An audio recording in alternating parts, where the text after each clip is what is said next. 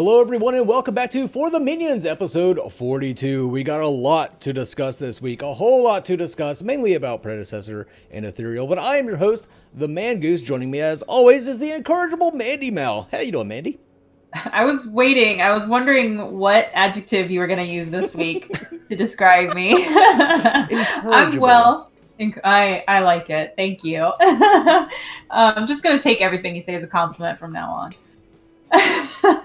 I'm doing so well, and we have another fabulous guest host this week. We have JellyKnees. How are you, sir? Hey! I'm really good. I'm excited to be here, guys. Well, we're excited to have you. So you can start off by telling us how you got started with Paragon, your favorite character, all that good stuff. So, oh goodness. Paragon, I think I started in the pre-alpha days. So I saw it somewhere, I think it was on Reddit. Someone made some post about it, and so naturally I looked into it and then was following the game diehard up until the end. So it's really is very close to me, and I what is the word I'm looking for here? I'm blanking. I auditioned? That's not the right word. I keep thinking of that. But I practiced with a couple of the pro teams that were up for a while, trying to go toward that end, right? Toward the end of the game's life. Tried out for the pro teams. There you go. Tryouts. That's the word I'm looking for. Audition is close. Audition is close. Yeah. So I'm an off-lane player, 100%. Woo, but hell yeah. Absolute favorite had to be Kalari. Oh, diehard really? Okay. Kalari person. So Kalari had a lot of fans. A lot of fans She of the Kalari. did. and yet everybody hated her. That's the crazy thing. Well, I always feel bad for guys like you that I'm sure you played her way, like in the if you played in the pre-alpha, then you were playing her for a very long time. And then they came along and did the was it version 43 is when she got the huge buffs and just was anybody could destroy with Kalari. Yep. I felt so bad for the people that had worked so hard to master her just to see these I like loved old noobs Kalari just too. That's the wrecking with thing. her. When they changed her, I was sitting there like, okay, but why? Like, we didn't need any of this stuff. I was doing perfectly fine with her without any of this. Yeah. So She was a very high risk, high reward character, and they took out Absolutely. the risk and increased the reward. Oh well. Wow. So you played back all the way in the pre-alpha. That's awesome. Yeah, that's really a cool. rarity. yeah, it was. I've never played a game like it, and still to this day, and that's why we're here doing all of this stuff about the reworks and the games that are trying to take the torch that Paragon had and pass it along and pass it to other people that can enjoy these games. Well, I'm certainly happy to have you on the show. We've shouted you out before because you did a really great video on Ethereal, and I've been looking forward to this all week. I'm a big JellyKnees fan, so let's move on now to. Makes me so happy. Let's move on now to the news and updates, starting with Ethereal. A whole shitload going on with Ethereal. The website dropped finally, and there was so much information on there. I went over a lot of it in a standalone video. You guys can check that out if you want to. But oh man, started out with Atropos. I have gotten some clarity since that video on Atropos. But Atropos is kind of like their Orb Prime or whatever they. Do you guys know what they call it in Smite and LoL and all that stuff? I don't. In a League, they call it Baron.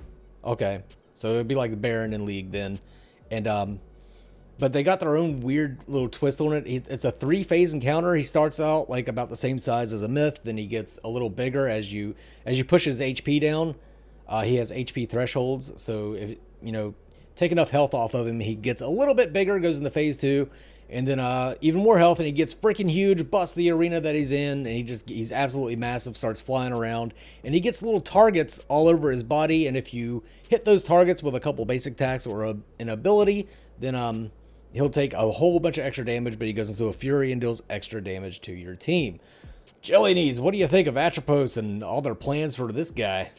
I'm super excited for him. Just the phases thing sounds interesting.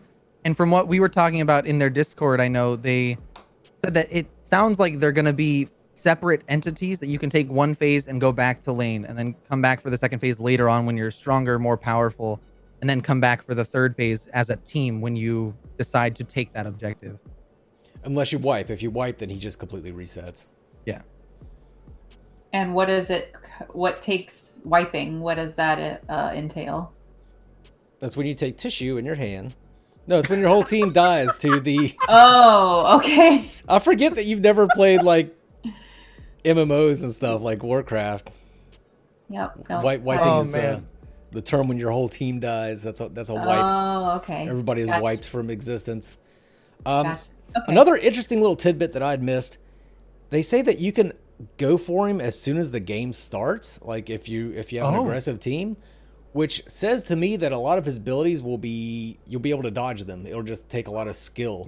Which also says to me that he will be soloable. If an entire team could take him at the beginning of a fight, then it shouldn't be that hard for one person to solo him. If all of it is just a bunch of dodging and stuff. So The way I took it, at least on their website, was that the first phase for sure you could do solo if you were strong enough, and second phase would take maybe 1 or 2 people, but third phase would require the whole team. Oh, okay.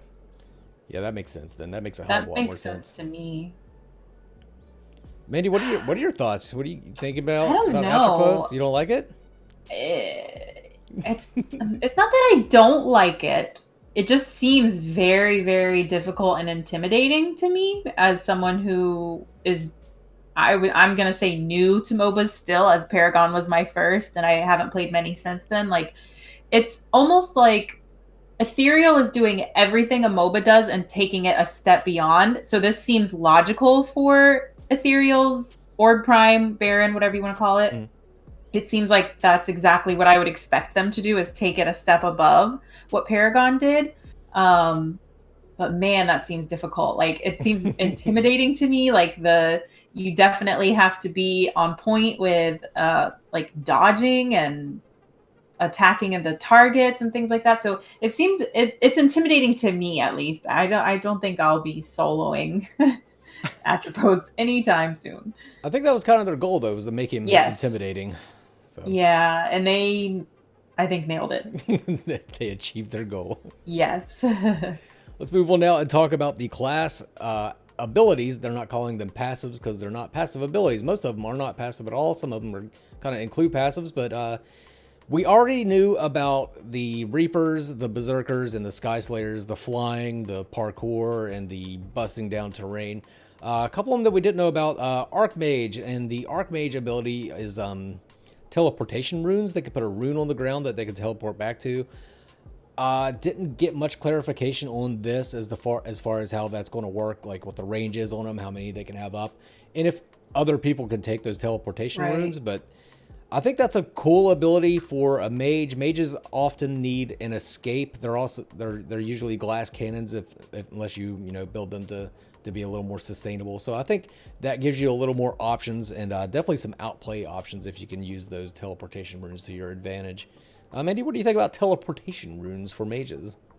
I like it. I liked it. Whenever I read about it on the website, I thought it seemed like a good fit. I did wonder, like you said, is it only for them, or is it going to be like Gideon's warp, where you could, your teammates could jump in it as well? So that's something I'll be looking forward to them clearing up. I'm sure they will, kind of elaborate on that at some point. But yeah, like you said, I think it's a great idea for a mage. It's a good fit. And it sounds good. I think it's also a good fit for the layout of the map. It sounds like it'll be easy to get from one layer to the next if need be, or like you said, escape from one to the other. Jelly, what's your thoughts, man? Yeah, I think the teleportation runes, depending on the range, of course, offer up a huge area for new paths to go from other places. So for specifically junglers, right, that you can gank in different ways because of these teleportation runes if they were set up in a cool or interesting way, either from level to level or just behind the enemy. And so you can come up with some new paths that you couldn't do just by having to walk there.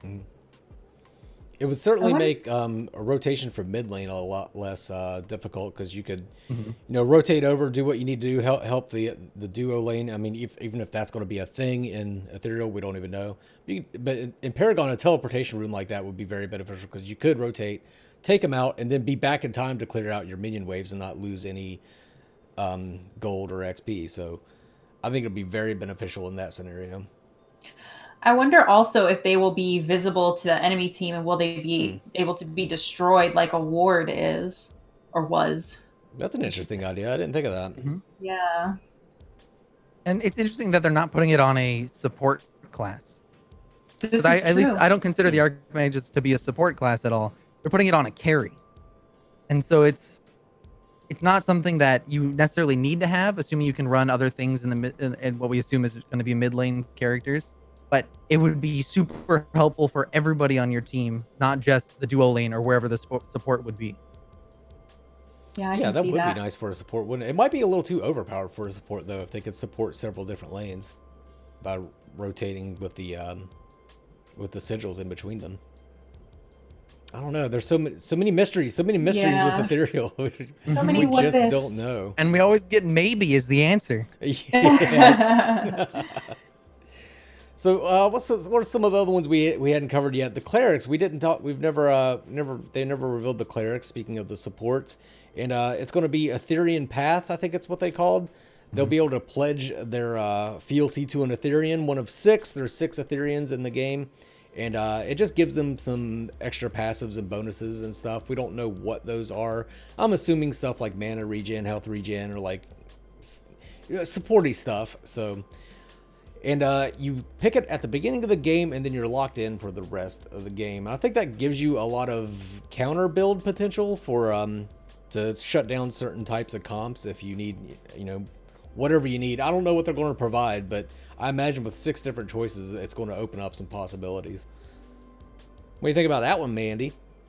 I mean, You've sounds been good. hyped up about the clerics? Yeah, pretty much when I was going over the website, pretty much every character that I'm already like kind of pumped to play is a cleric. So it looks like I'll be maining a cleric, which one I don't know yet, but I'm so excited for Grace, Nikolai, and Marina. So I gotta decide which one. But yeah, I'm interested to learn more of the details of that, since it sounds like I will be, or it looks like I will be playing cleric. I'll be interested to learn more of the finite details of how that's gonna work. And the abilities. Hopefully they release some of the abilities soon, so then you have a much better understanding of who you want to play. Yeah, exactly. JellyKnees, any thoughts on the cleric? It's like Mandi said, I'm interested to see what each path actually benefits toward the clerics. And like you said, if it's health regen or mana regen or gold increase over time or something like that, having 6 of them is a lot. It seems like, granted, we don't know what the resources that they're going to be using in the game are quite yet. That's true too, yeah. But so it seems like a lot of them, and I'd be very nervous that one would overpower the rest. Yeah. Because of that diversity.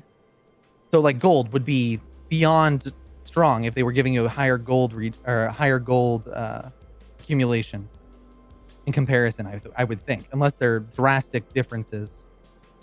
Yeah, no matter the way you cut, however you cut it, there's going to be one that's kind of like the go-to for every situation. The all-around pick. Yeah.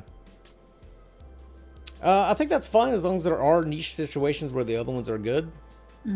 Maybe against certain myths. Who knows? Like, this is all conjecture at this point. We do not know anything at this time. But well, whatever. Next up is the Knight class. Theirs is kind of similar a little bit, but they pick a do you remember what they called it? Relic Quest? Or Mandi? Relic? Yeah, something. It wasn't Quest, but it was Relic Hunt. That's what it was. Relic Hunt. I gotta be careful how fast. Yeah, be a little careful there. But it's a Mr. Mike Hunt. But the Relic Hunt, what it's going to be is you pick it at the beginning, just like you do with the Etherean Path. But it's kind of a questing ability that you have to complete. You have to perform various tasks to complete, and once you do that, you unlock some actives and passives for your knight. It's going to be the same across the board. It's not going to be ability based, so Acheron would have the same Relic Hunt as Talos, but it's another one I think offers some counter pick. They didn't see how many relics you would be able to hunt. Probably 6. I would imagine it's going to be 6. What do you think, Jelly? That would make sense based on the Etherean paths. They're going to do a relic for each Etherean, so it would kind of make sense to have those coincide with each other. Yeah, that'd be cool. What do you think about the Knights, Mandi? Sounds good. It's not a class I'm super interested in, so it's not one that I paid a lot of attention to, unfortunately. But yeah, it's like I was saying before, the way Ethereal is going about like making this new and exciting. They've just gone above and beyond to really innovate, I think, the MOBA genre. So yeah, that sounds really exciting. Let's also talk about somebody was comparing Escheron to Greystone. It's like, no. Escheron's way cooler because he's got a beard. Of course. Greystone did not. He had that baby face. He did. He looked like Jaime Lannister with his Space Knight skin. I changed it to Knight. I used to call him the Space Nazi, and I probably shouldn't. So who did we... What class did we not cover? Overseers. Nothing on Overseers. We didn't get anything on Overseers. Marksman. Oh, yeah, we didn't. Yeah, you're right. The new Marksman, I didn't like it at all. All it is you mark somebody, and then that person takes extra damage from the Marksman. I don't know if you mark them at the beginning of the game or if it's something you can transfer. I assume it would be something you would transfer, kind of like a Hunter's Mark or whatever. Yeah. But, it just seems very lackluster compared to the rest of the class abilities that they've come up with. They seem to be blowing the lid off of everything, and then you get this Marksman, pretty basic Marksman passive, really.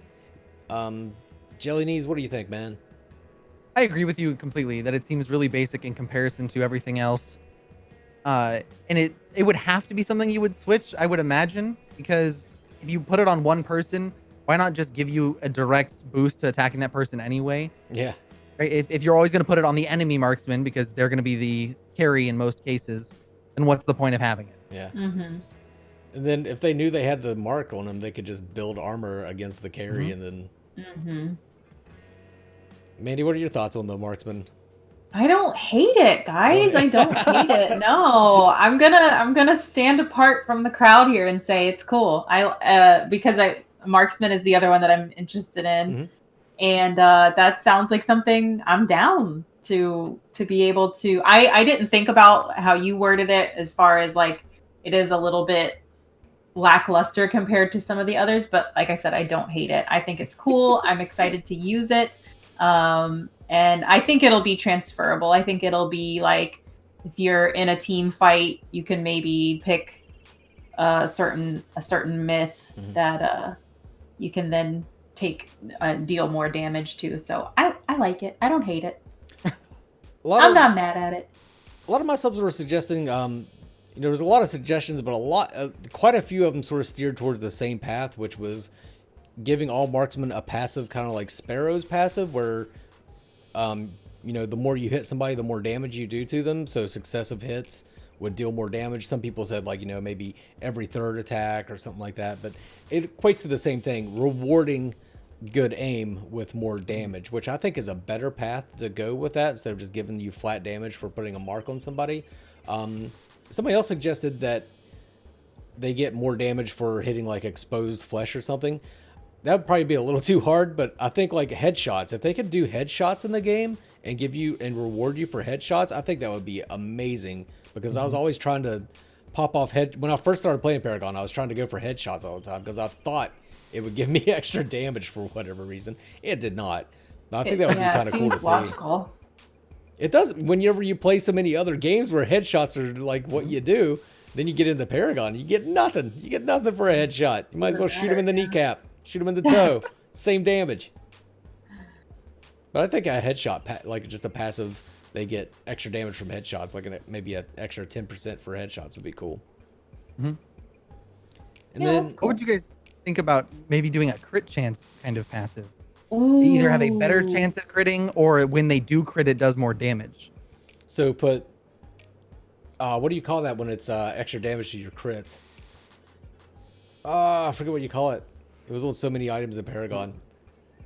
But yeah, crit bonus. There you go. Yeah.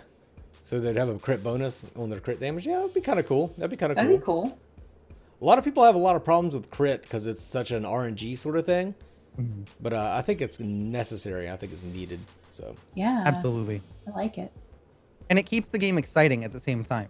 Yeah. If you're constantly doing the same amount of damage, you know exactly how long it's going to take and whether or not fights aren't as interesting. Whereas a random crit takes the full health person down to quarter health and makes them nervous for a second, where you have to readjust to everything that's going on. Yeah, that's true. You're like, plus, who doesn't like seeing that crit number pop up? Yeah, It's always like a different, like, man, that makes you feel like a badass. Even though you didn't do anything, you just hit him like you would anyway. Yeah. Some of the other class abilities that we'll go over that we already kind of knew about. There was a little bit of clarification came out on the website though. Berserkers, able to smash down trees and rocks and stuff. They said that they'll be able to create bridges with them. I think that's pretty self-explanatory why that's good. Mandi, anything to add to that? I think it's cool. JellyKnees, anything? Yeah, nope. That sounds good. Yep. Then the same thing with Reapers, the parkour thing. They'll be able to run around. They'll be able to climb up trees and climb over rocks to get into lane and stuff like that, which we already kind of knew about. What we didn't know about is there's a stamina bar associated with it, so they can't just climb endlessly, which I assumed they wouldn't be able to just climb endlessly. So another pretty self-explanatory one. You just come over a rock and gank somebody, or you run up a tree, wait for everybody to run below you, and then drop down on them, something like that. So pretty good all around. You guys got anything on that one? I mean, it sounds like to me, and correct me if I'm wrong, aren't these also some answers to questions that people had about the mobility of the game with the lane differences and stuff? Like, is that a way to get around better as well? It seems like it, yeah. Yeah, that's what I was assuming. Just wanted to make sure. Go ahead. Sorry. Hold Go it, ahead. hold it. Go ahead, Jelly. It'll be interesting to see how large that stamina bar is, because I feel like that's something they're gonna have to tweak very carefully. Because if you make it too large, they can get around too much, but too little and they won't go anywhere. So there's gonna be some finagling they're gonna have to figure out about where that bar sits and how long it takes. Yeah. Yeah, big time Absolutely balance agree. there. And then the Sky Slayers, the whole flying thing. Something I picked out is it says that you channel your energy to fly, and I think that kind of signifies that you won't be able to do anything else while you're flying, because channeling in any other game, whether it be MOBA or MMO, whatever, whenever you're channeling an ability, you aren't able to do anything else. So I think that that would definitely balance things out. I haven't been able to get them to confirm or deny anything. Owen just gave me that one of his stupid gifts whenever I asked him about it, the whole maybe thing, but yeah, they won't confirm or deny that, but that would clear up a lot of people's concern. Was that Sky Slayers would be able to just tee off on a melee character without any repercussions whatsoever. But if they're not allowed to, if it's only a movement thing, they're only allowed to move better around the map, then I think that's pretty balanced. Yeah, I completely agree that it's just a mobility and opening new pathways rather than giving you a significant advantage damage-wise over somebody else. Yeah. Yeah, it would almost have to be, because what is a melee character going to do, against a flying character? Reaper, they'll just run up a tree and attack. Which would be badass, I mean. Would be cool. Yeah. I can imagine that happening. Reapers running up to take some Sky Slayers out of the air. Dang, can you imagine some of the highlights from this game? They're going to be I know, bonkers. Right? Like a Sky Slayer's flying through and all of a sudden a tree falls down and a Ron comes running up that son of a bitch and smashes them. Oh, man. And I think that's it for the class actives and passives. They talked a little bit about the universe and the lore, all the different areas of Ethereal. Really cool stuff. I know a lot of people aren't that into lore, so I ain't going to deep dive into it or anything right here. So Mandi especially doesn't give a shit. I know she didn't read any of it. I didn't read any of it. Did you read any of it, Jelly? I did. I went through most of them already. Oh, really? Right on. I love little stuff like that. Just understanding your character's background from where they came from and about the character themselves, I think is super cool. So good. And a lot of people do care about that stuff because they just like to know about the hero. They like to be able to quote it. Like somebody says, "Oh, this person was this." They like to be able to just tell you, like, "Oh, why does Exegol have two voices?" Oh, well, this is why he has two voices. People love being able to do that, including me. And speaking of voice lines, they released 2 voice lines this week. The first being Nikolai, the second being Exiel. And we'll go ahead and listen to those right now. Who's got 2 metal thumbs and lots of pizzazz? This guy! Thank you. It's a pleasure to be here. You got a problem? Blunt force! Use blunt force! The eyes! I'm going for the eyes! I did what you said. Now what? On to the next. Was that the right thing to do? Don't ask questions you don't want the answers to. Diplomacy? How boring. And slow. What have I done? He's just another enemy now. All right, so what'd you guys think? What'd you guys think of Nikolai? What'd you think of Exiel? Let's start with Nikolai. Mandi, he's your boy. What do you think? He is my boy. I have to say I'm really, really pleased with him. I kind of expected and was worried that they were going to go the real high-pitched, cartoony, goofy route with him because he's a cute little fuzzy thing. But they didn't, and I love it. I think it's just way more appealing to me. It made him more appealing to me. I think I even saw some comments that said the same thing. They were glad that they didn't go that route. So that's really cool. I love that you can really tell a lot. Well, not a lot, but you can tell that his abilities are music based or sound based or whatever by the clues that he's giving in his voice lines and stuff. So I liked him. I thought he was still very adorable, but very well done. Very well done. Jelly, what'd you think of Nikolai? I completely agree with Mandi on this one. I'm glad they didn't do the high-pitched voice because that seems cliche at this point. You see a small fuzzy character and you get a high-pitched voice to accompany it every single time. So not hearing that was like, oh, okay, we're taking this seriously. Okay, sure, yeah, what's going on? So and his personality shines through the voice line so well. All of them, I really feel that way. Like you can really tell what they were going for with that character. Have you guys ever heard Howitzer's voice lines? No. I'll see if I can dig them up. They're terrible. They are high pitched and squealy like. Oh no. And Howitzer did not look high pitched and squealy. He had a fucking cigar in his mouth. Anybody smoking a cigar in a mech suit full of grenades and rockets, it's not going to have a squealy voice. Come on. Come on. Come on. And then Exiel, what'd you guys think of Exiel? JellyKnees, what'd you think of Exiel? I was about to call you Jelly Beans. Jelly Beans, all right, whatever. Honestly, I loved every moment of Exiel's voice lines. The duality of him, just the back and forth between the brothers. You felt like they were brothers, not that they were enemies or any kind. Like it was kind of like bickering like you'd see with siblings in those voice lines. I really felt that in between. And I loved being able to see the shadow. I can't think of what it's called. The shadow. Shade, thank you.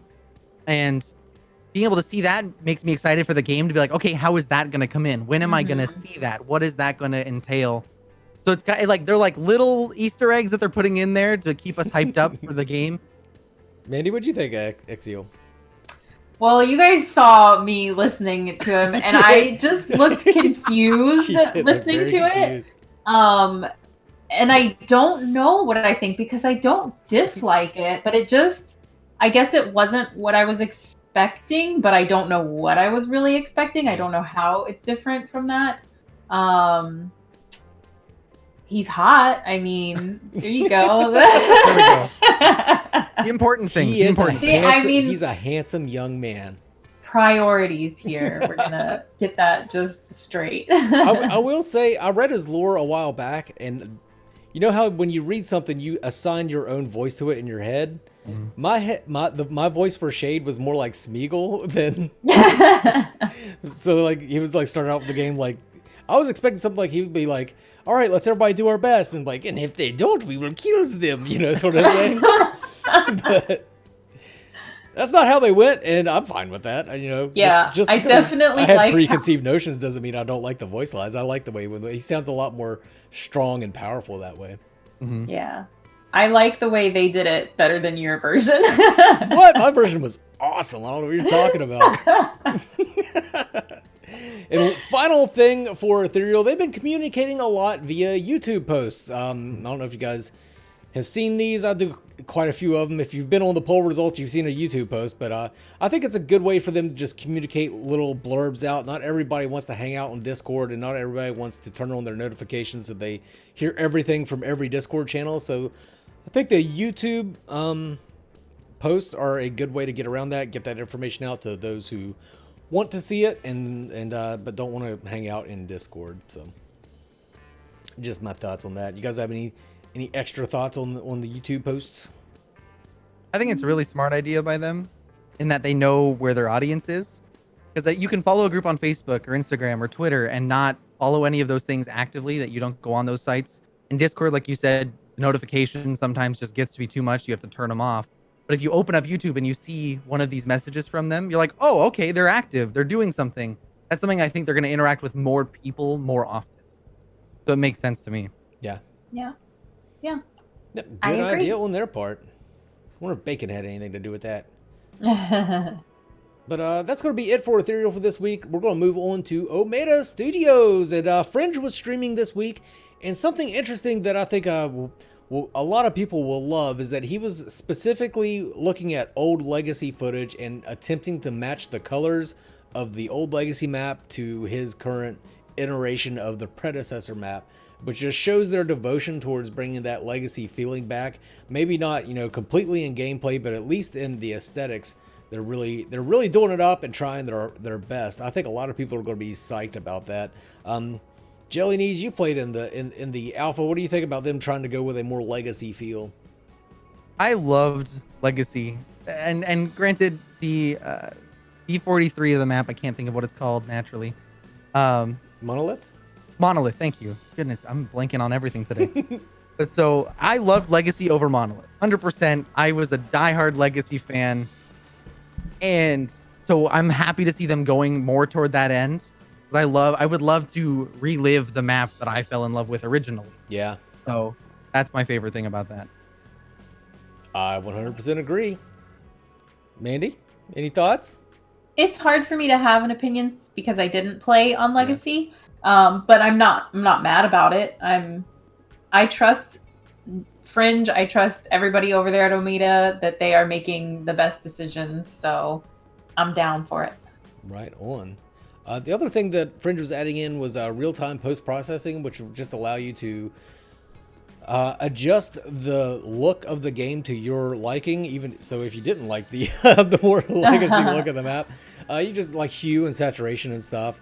Something I think they kind of overlooked, but I brought it up to Smokey, is that will help people with color blindness, because a lot of people can't, they have to go with that orange sort of motif whenever they're colorblind, and they'll be able to do that themselves. Then that'll be a preset that they can carry forward with their game going forward. So just a nice quality of life improvement to predecessor. Any thoughts on that? Probably not many, I wouldn't think. Yeah, it was like a great idea. It's just a good thing. It's just a good thing. Here's something we're going to have some thoughts on, though. This question, I think we've discussed it before, but it got brought up in the stream, and I wanted to go over it again. They were asked if Prime Dunking mechanic would be back in predecessor. The answer is no. They're not going to bring the Prime Dunking back, and they feel that was a problem in Legacy that needed to be removed. So, JellyKnees, I know you got some thoughts on this. I really do. I don't think dunking was all that bad. And hear me out on this. And I'm coming from a purely definitely a more professional viewpoint of this, is that once you got into kind of a draft pick system, Muriel was a choice for that reason. You're picking Muriel to get Prime Dunk. There were better supports than Muriel in Paragon. She wasn't the end all be all. So you're picking her for that choice. And then that the team that has the Muriel has to play around that. That they have to have someone for her to jump to, so they're taking Orb Prime with less people. And you can capitalize as an enemy team either 5v4, or go kill the single guy, and now they can't do that, the Orb Dunk. So it's one of those things, I felt like there was enough counterplay to it that if adjusted well, you could do it well. That it didn't just need to be outright struck from the game. Yeah. I know a lot of people disagree with me on this. So. Mandi, you never really played with dunking, but what do you think about having to take that orb. You fought the Orb Prime before. What do you think about killing him and then having to drag his buff across the map? Yeah, it sounds tedious. It sounds intimidating. But I don't know. I guess I'm a little bit surprised because they're going for such a legacy feel. I'm surprised that they wouldn't want to go ahead and include that, because I've definitely heard people who don't like dunking, but I've heard a lot of people who did enjoy it, who share JellyKnees' opinion. So I guess I'm a little bit surprised, but I don't have a personal opinion on it since it's not something I experienced, so I don't know what I'm missing, unfortunately. I like dunking. I really did enjoy dunking. I enjoyed offensive dunking. When they introduced defensive dunking, where you could respawn all of your inhibitors and extend the game by another half hour to an hour, I didn't like that at all. It just erased your progress. It didn't feel good. I mean, I had maybe one game where we defensive dunked and then ended up coming back and winning, but usually the other team is just already so far ahead in gold, and they're beating the shit out of you anyway that all you're doing is delaying the inevitable. So I hated defensive dunking. I loved offensive dunking. I enjoyed that you didn't get that buff right away. Somebody got the buff right away, but in order the whole team to get the buff, you had to work together and get it into that. It turned into a game of was it American Gladiators with trash ball, where they have to throw the ball into the trash can. I loved it. I really enjoyed it, but yeah, I didn't like the defensive. If they could put it back in without the defensive stuff, I would be all for it. I can see why they removed it. I think this is going to be a discussion point for a lot of people. We're going to see some comments going either way. I agree. And finally, for Omega, they're reworking how their field of vision works. Right now, I didn't even notice this when we played. Their vision works in a circle around you. If any enemy is in that circle around you, then they're counted as being seen, and they would show up on your mini map. They didn't have the mini map whenever we played, but they would show up on the mini map, and members of your team would be able to see them too, the silhouette. So, I mean, shouldn't really work that way. If they're behind you, but in that circle, they shouldn't count as being seen, I don't think. And Smokey recognizes this, and they're going to go ahead and change that to make it to where you have to actually physically see someone for them to count as being seen and show up on the minimap and show up to your team. And then once they exit that area, if they go out of sight for a little bit, a timer starts. And if they're not seen for like, whatever, how many, 2-3 seconds, then they disappear from the minimap. And then as soon as they come back into being seen, you can see them again. So another thing that I think is just all around a great thing that they're doing, and really I don't think anybody would complain about it. Do you guys have any complaints about the fix to the field of vision? No. Not at all. But one thing I would say is they just need to make sure to not put it on the eyes of the hero. They need to put it slightly behind. Basically everything you can see on screen should be visible on the mini-map. Yeah, that's good. I don't know how they're going to do it, but yeah, that makes a lot of sense right there, because they very well could do it with the eyes of the hero, and that would cause some confusion. But yeah, I think that is it, unless you guys have anything else to say about Ethereal or Predecessor. I'm good. I'm just excited. Cool beans. All right, we had nothing for Meta Buff and nothing for Phoenix Rising. So let's move on to the poll results, and it's the first. Well, it was the first Monday of the month. I always do these on Mondays, and it was the old hype poll, bringing that back again. And this time we had Core at 19%, Predecessor at 23%, Ethereal at 55%, and Phoenix Rising at 2%. So about the same as it was last time, really. So not much change there. Ethereal, they picked up steam, and they're really staying ahead. I think they started out. When I first started this poll, they were dead last, and now they're all the way up there, sailing in first. So, what do you guys think about the poll and the numbers here? Is any of them surprise you at all? None of them really surprise me. I'm really excited that Ethereal is picking up so much steam. I think it's well deserved. And like I've said before, I love that there are the Phoenix Rising fans that are hanging in there consistently every poll and voting for Phoenix Rising. So I love it. JellyKnees, anything? it shows to me exactly what we're seeing. The Ethereal's picking up steam, and so they're naturally the most ahead. They have the most common updates. You're seeing things come from them more often with the voice lines and all that. So it makes sense that they're like that. And Predecessor there behind them is doing dev streams and constantly updating their community about what's going on. Core, we haven't heard anything recently, so it makes sense they're kind of falling behind. Where I know 6 months ago they were the #1 spot because they were having updates. So you see that, and then Phoenix Rising, like you said, Mandi, nice to see that there are fans out there, diehards for Phoenix Rising. Yes. And again, there was 1.2K votes, so that wasn't 2 people. I know Yeah. a lot of people like to say that. That wasn't just 2 people voting for Phoenix Rising. That was quite a bit more. I can't do math, but I'm a little surprised that Predecessor isn't a little further up, because they are very close to finishing, and their game looks absolutely great. And I think here's a big win in the Predecessor column. I've played Predecessor. I haven't played any of the rest of these games. Like I have been, and recently too, like a month ago, Mandi, you played like 2 weeks ago. I played 2 weeks ago, yeah. So- That's actually an excellent point. I meant to say that I'm surprised that Predecessor isn't a little higher.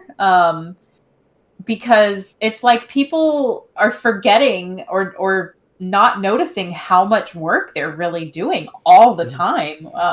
So I am surprised that Predecessor isn't higher, but I'm also very biased. Everybody knows Predecessor is my favorite, so it's #1 in my hype poll in my heart. But yeah, you're 100% right. It's the only one that has produced a playable version thus far, so that's something to be excited about. A problem I've seen from the very start is people still get Core and Predecessor mixed up. They think they're the same game. So And they just say it's anything bad that happens with Predecessor, they think that Core did bad. If something bad happens with Core, they think Predecessor did bad, and vice versa. They think eventually that'll all come out in the wash. But like who was I telling? I was telling somebody. I said when Predecessor comes out, somebody's gonna be like, somebody told me Core died, and here's the game right here. I'm like, that's not Core. It's not Core. Yeah, hopefully we get something from Core here pretty soon. There's been some rumblings from them, but I'm not going to really report on anything until I have something concrete from those guys that can show you. But that's it for the poll results. Now we're going to move on to the highlight reel. And I don't usually put my own clips in the highlight reel, but I didn't feel supports were getting the respect they deserve, so I put one of my Decker clips in there. There's actually 2 of my Decker clips in there, but it was because the other one was from a friend that I just happened to be in his clip. But anyway, I hope you guys enjoy the highlight reel, and if you have any highlights to send me, go ahead and do so. Just let me know if you don't know how to do it, and I'll teach you how. So let's check those out. It's your old pal, the NarGoose, here with a rare clip of myself. Don't put myself on the channel too much. Our Chimera, we have no idea where the enemy team is. Chimera pushes all the way up into the right lane and finds the entire enemy team. Now he's bucking it for all he's worth, trying to get away. I'm going to try and meet him at the pass. The enemy team is hot on his trail. They're coming in after him, throw down the containment fence, and you can just see the confusion on their faces as they're blocked off. Chimera spams thanks and walks away. The moral of the story is, you can do whatever dumb shit you want as long as your support is on it. This clip from my friend Jay starts out with Morgesh getting batted under the tower and annihilated. Red team is going to try and back up, but the containment fence stacks them all up. Steel comes in with a shield slam, Cosmic Dookie, and a bull rush, and 2 members down just like that. Rampage trying to get away, gets rooted, gets under the tower, but a stasis bomb holds him in place, and the blue team is able to wipe up the kill. Got corrupt content playing Gideon. He's watching this red team push forward, looking for the moment, looking for his vantage point. Jumps off the top rope, lands the black hole. He's got 3 of them trapped in there. They're going to make short work of one, but now it's the other Gideon inexplicably uses his ult, gets melted for it, and Sparrow has no idea how close Gideon is. Here comes Crunch to help out. Space Turd lands on her head, takes her out. That's a triple kill. Alright guys, I hope you enjoyed those highlights, but it's time for the topic for discussion. And the topic for discussion this week is overpowered heroes, all kinds of different ways that they're overpowered. I was talking to JellyKnees a little bit about different topics for this week. I hit on this one, we started to talk about it, and we just immediately started off with like just a lot of back and forth on this. I was like, there we go. There's our topic for discussion. So, Overpowered Heroes, JellyKnees, you kind of hit on a little bit with Muriel being like such a great pick for carrying Orb Prime. So this isn't just flat out overpowered, but heroes that are picked specifically for something that they're very overpowered at, which I think Ethereal might be a good candidate for something that they really need to watch out for because there might be somebody that's extremely good at one thing in their game and just be an auto include pick for that. Mandi, you brought up a lot of a good info when you were talking about Genesis. You were talking about what was the one archer guy? Apollo. Yeah, Apollo just picked in every single game. Every single game had 2 Apollos. That's not good. That's that needs to be handled as soon as possible. So let's get into Overpowered Heroes. Let's start with JellyKnees. What do you got? What do you got to say, man? So we talked about it a little bit, but Wukong and Paragon was just a problem. And there was no good way to balance him. It was the way he was created. He was either overpowered or useless a lot of the time. And that he could walk on air, which was very strong and it made him a very dominant pick when he first came out. But then his ultimate basically just destroyed everything. Not just other heroes, towers, inhibitors, the whole 9 yards. Everything didn't stand a chance if he got his ultimate off and was at all ahead. And so it was just ridiculous. And you have to take balance into consideration when you're creating a hero or a myth or whatever you want to call them in the varying games. You have to take that. How are we going to balance this if it's too strong or too weak in the future? Yeah, they need to give everything a volume knob that they could turn up and down, and he didn't have a volume knob. It was either 11 or 0 with Wukong. Okay. I think the only thing that would have made him more overpowered was to give him a way that he could gain a gold advantage on everybody else and put himself even further ahead. Yeah. Oh, wait, he did have that. Oh, my God. At least he didn't have a stun, though, right? Oh, wait a second. Oh, wait, he did. Poor fucking Wukong. A lot of people loved Wukong, and I get it. It's fun to play the overpowered guy and just ignore team fights and push a lane all the way down to win the game. But I mean, he was so broken that they had to remove him. Ugh. For a long time, too. Mandi, what do you got to say? You got any examples? Well, like I was saying, or like you had said that I'm saying about Apollo in Genesis. Now, I don't know if that's still the case. I haven't been keeping up with Genesis. Yeah, nobody has. I haven't been playing went tits up immediately. So I don't know if that's still the case, but it just seemed like he was in every single game, every team picked him, and he was like just crazy at shredding the towers. He could take down enemies like nothing. So he was one that I kind of identified right away that in my personal opinion, I thought he was overpowered. I'm sure there's people who disagree with me. But I have to say, I worry a little bit about ethereal and balance. And I think it's just because it's a new concept and it's all from scratch and it's doing all these new things that we've never really seen done before. I worry a lot about how they're going to balance not only overpowered characters, but just the whole atmosphere of the game, some of the different elements of the game. So that's going to be really interesting to see. I don't doubt they can do it. I think they can do it. I think it's just going to be a process. Even like the Atropos, is that OP though? Like to be that hard to take down? Is it or isn't it? Like I don't know. That was my whole thing. Yeah. With Like a map objective being a little overpowered? Too OP. Yeah. Like I don't know. That seems like something they could tune though easily just by adjusting the damage numbers that he deals or adjusting his health points or something like that. Yeah. I think a good example in Paragon of just damage numbers, how they could just a slight tune in the damage numbers can render a hero OP was Seraph during her 3 weeks of dominance. I thought she was fine. I thought her damage was about at an 8. And then for whatever reason, they cranked it up to a 10.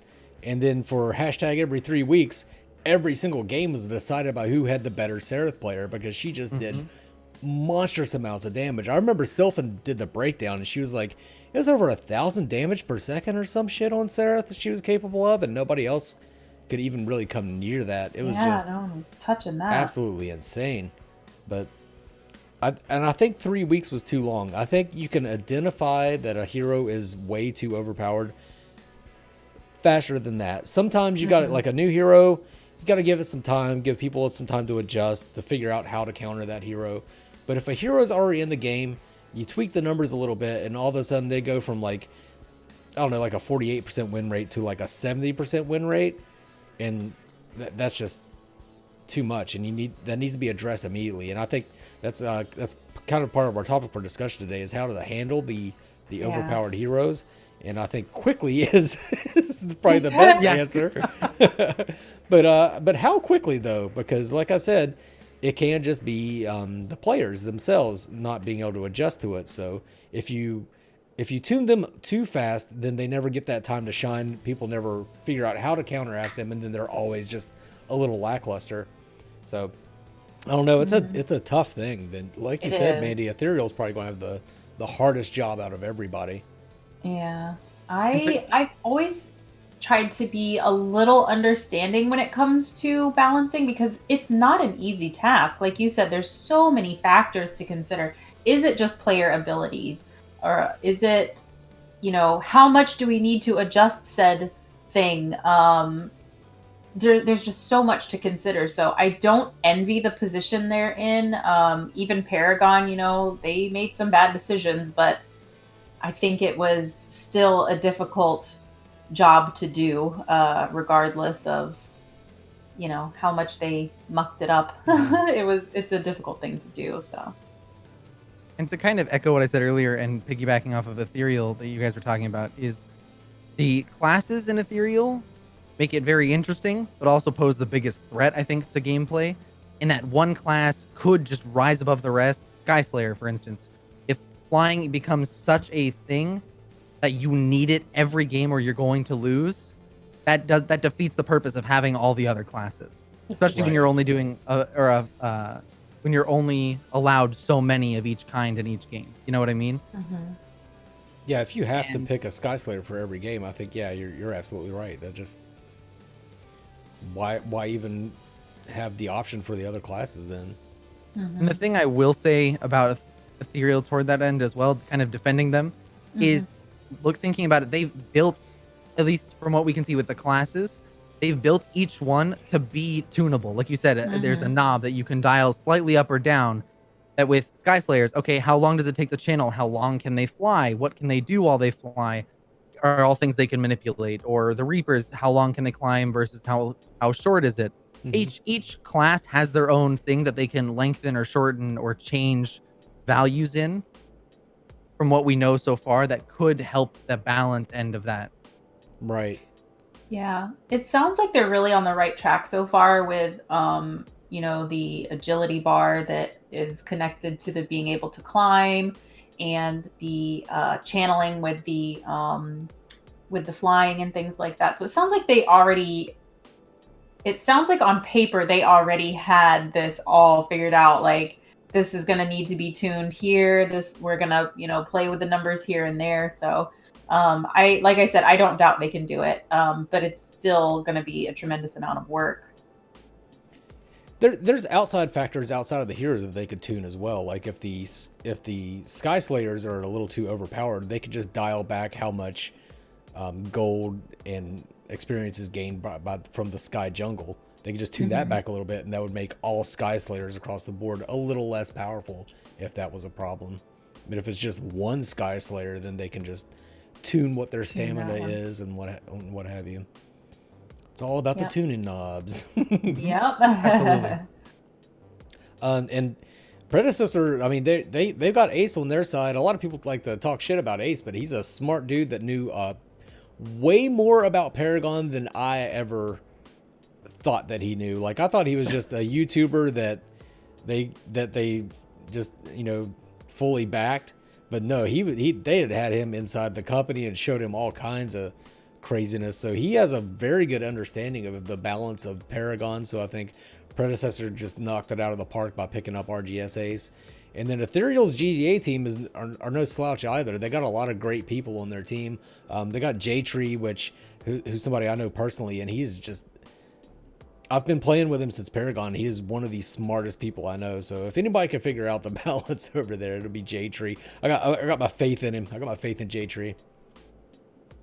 Also, Ruba on Omeda's side. He's such a genius that, and he just understands so many little things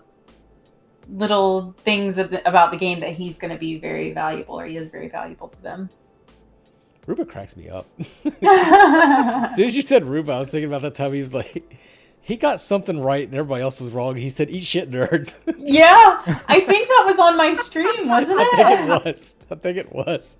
That cracked me up so bad. So funny, He's so quick with it. So quick with it. Yeah, I know. He's amazing. The other day, Smokey was streaming. He had his hat backwards, and I was calling him Zach Morris, of course, because that's like my go-to joke when I see somebody with their hat backwards. But Rubo was like, he looks like he's trying to be a European tennis player.